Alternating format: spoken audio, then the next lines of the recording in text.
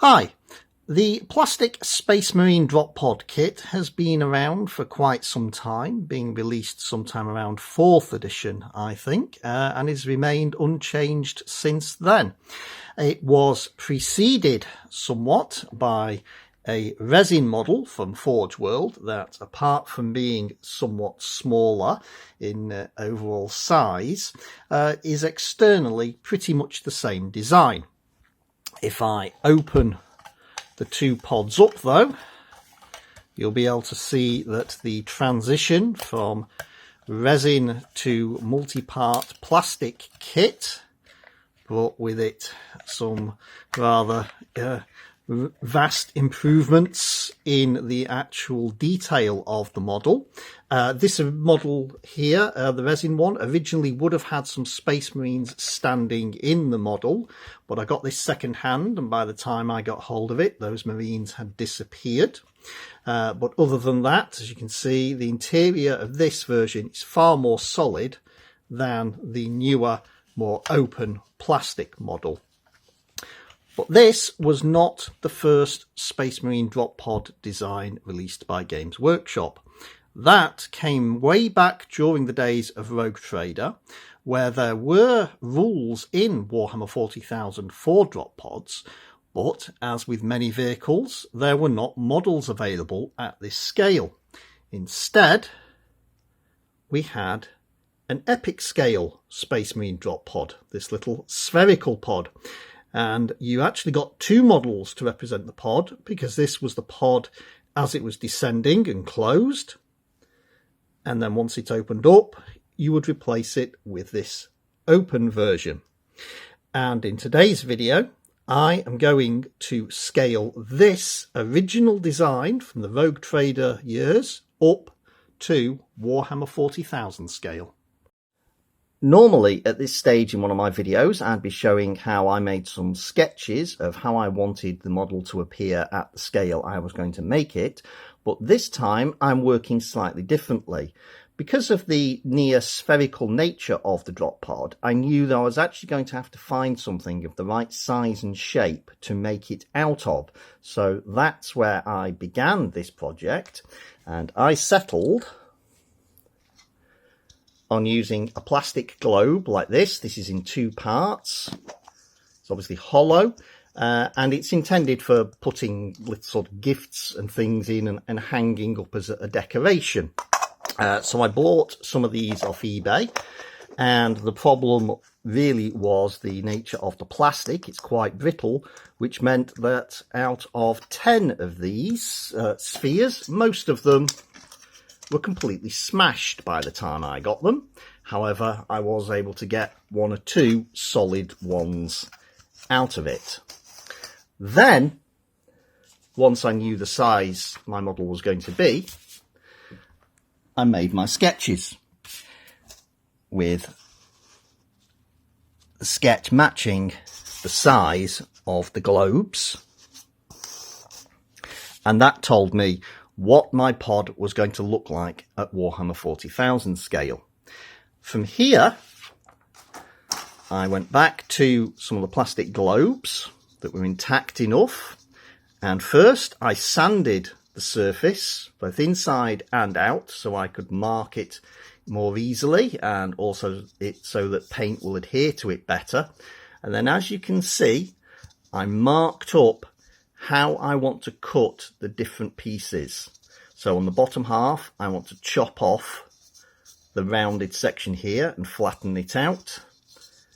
And then for the top, I will remove the bit here, and then I will cut this remaining section into 10 equal pieces, each one with a small piece removed there.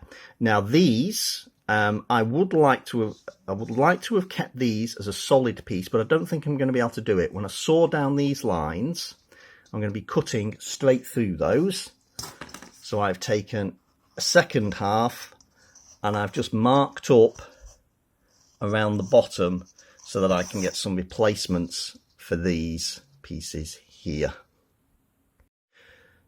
Sawing the two halves of the pod was quite difficult, for the top part especially. This is actually the second attempt at getting all of these segments done with a reasonable degree of accuracy. So if you look very carefully, you may notice that these are not the same elements you saw marked out earlier in this video.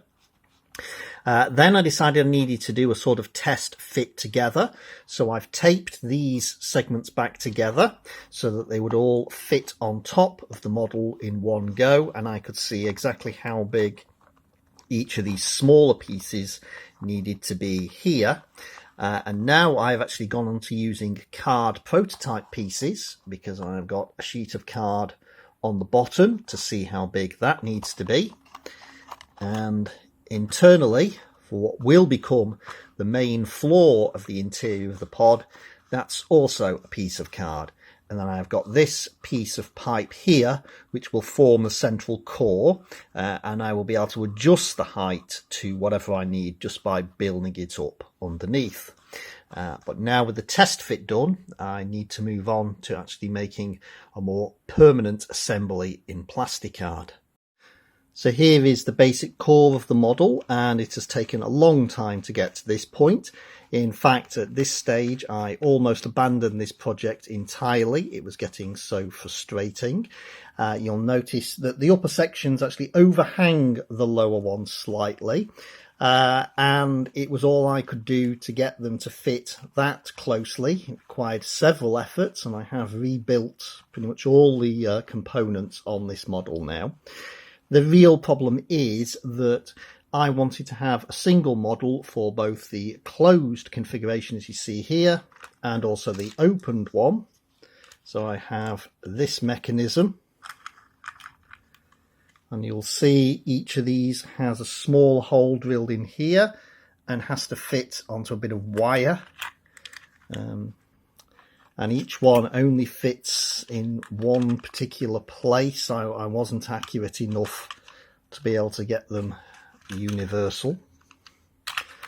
But I do now have this core that can be both the open and closed configuration of the drop pod. And so now it is time for me to add some details to this model. And here we have the exterior of the detailed model, and I have used washers just simply glued to each of these hatch plates for the circular detail on the upper half, while on the lower part of the model I used part of a spray can lid underneath, and then bits of plastic styrene tubing, plus some small strips of plasticard in between for the details that run around the bottom. Now, in terms of artistic license, I added these plates around the centre here. These are just simple bits of 2mm thick plasticard, and their purpose is simply to conceal how much these hatch plates overhang at the side of the model. Then up at the top, I used the top of a Citadel paint pot to form a slight dome, and then put on a couple of bolters taken from a Rogue Trader vintage Rhino to form the storm bolter that this pod would be armed with. And now if I open up the drop pod, you can now see the detailed interior.